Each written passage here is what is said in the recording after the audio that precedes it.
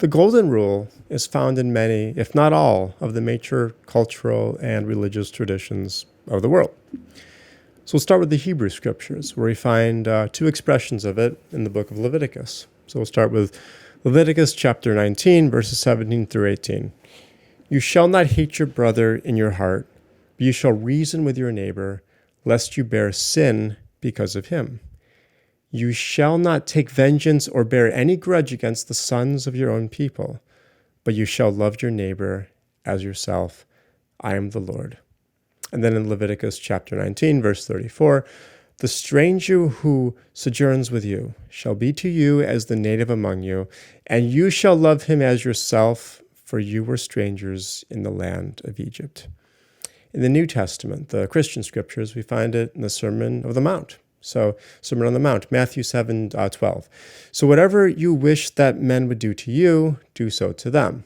And we also find it in book of Luke 6:31. As you wish that men would do to you, so do to them.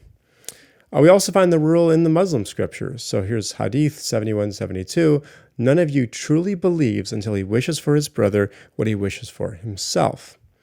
And then seek for mankind that of which you are desirous for yourself. The most righteous of men is the one who is glad that men should have what is pleasing to himself, and who dislikes for them what is for him disagreeable. When we look to Eastern religions, we also find it. So we'll start with Confucianism. Tsukung asked, is there a single word which can serve as the guiding principle for conduct throughout one's life? And Confucius said, it is the word consideration. Do not impose on others what you do not desire others to impose upon you. We find it in Buddhism. Hurt not others in ways that you yourself would find hurtful.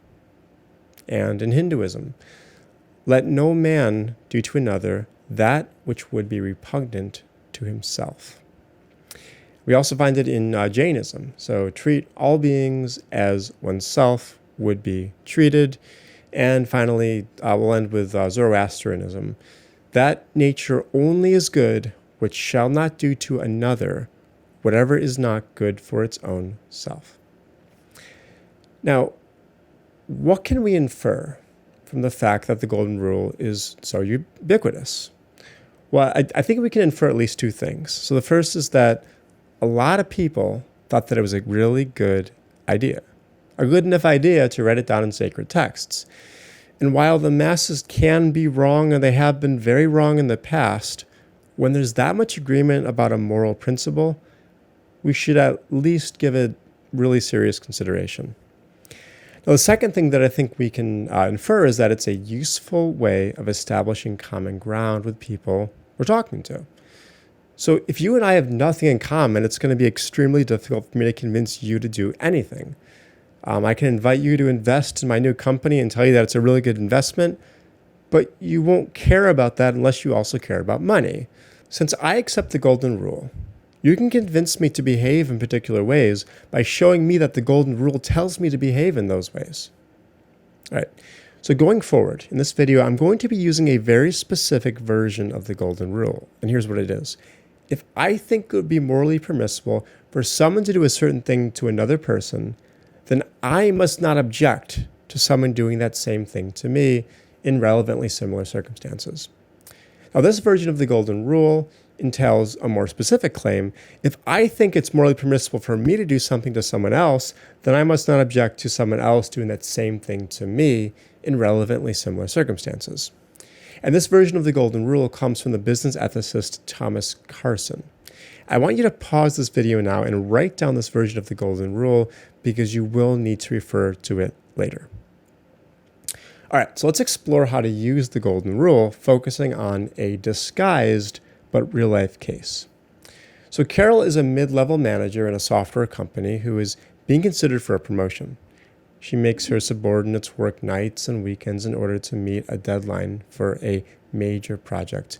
And then she takes all of the credit for their work when presenting it to her boss, Steve. Steve then turns around and does exactly the same thing to her. He takes credit for Carol's team's work when presenting the finished product to his immediate superior.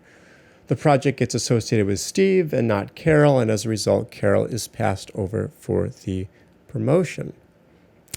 Now, unsurprisingly, Carol feels upset by what has transpired. But many of us would have very little sympathy for Carol because she has merely been given a taste of her own medicine. According to the Golden Rule, since she judged that it was morally permissible to take credit for the work of her subordinates, then she must not object to Steve's act of taking credit for her work. Alternatively, since she does object to the way that Steve has treated her, she should not treat her subordinates that way. So let's look at another example. In Victor Hugo's masterpiece, Les Mis, I'm not going to pronounce the French, we are introduced to a peasant named Jean Valjean, a man who has spent years in prison for stealing bread for his sister's starving family. I, like many of us, have the judgment that Valjean did nothing wrong by stealing bread. And yet, I would object if you were to break into my house and steal my bread on a dare. Now, am I breaking the Golden Rule? The answer is no. I'm not breaking the Golden Rule because the Golden Rule only demands consistency across relevantly similar circumstances. Stealing a loaf of bread to survive and stealing a loaf of bread on a dare are not relevantly similar circumstances. The former is necessary for survival, but the latter merely satisfies a whim. Let's look at one more situation, another disguised real-world situation from a workplace. So my close friend, Deborah, works as a receptionist in a roofing installation firm where she faces a constant sexual harassment barrage in the form of a pornographic workplace. So what this means is that her coworkers regularly make sexually explicit comments and jokes that make her uncomfortable. Now, suppose that I were to confront one of her coworkers and he were to respond that he would not object to someone making those same jokes and comments around him.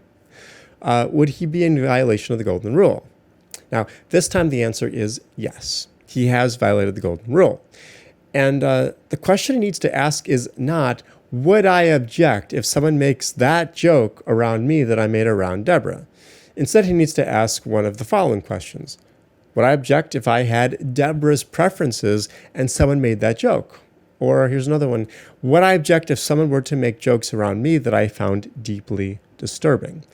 And the answer to those questions is clearly yes. Therefore, he should not have made those jokes around Deborah. Now this last point is extremely important. When you're putting yourself in someone else's shoes to figure out how to treat them, you need to think about how they, with their preferences, would feel about the treatment, rather than how you, with your preferences, would feel about it. If you don't mind being punched in the face, you are still acting inconsistently if you punch someone else in the face who doesn't want to be punched in the face. Now, to see the inconsistency, you need to recognize that you would object to the punch if you had their preferences rather than your own.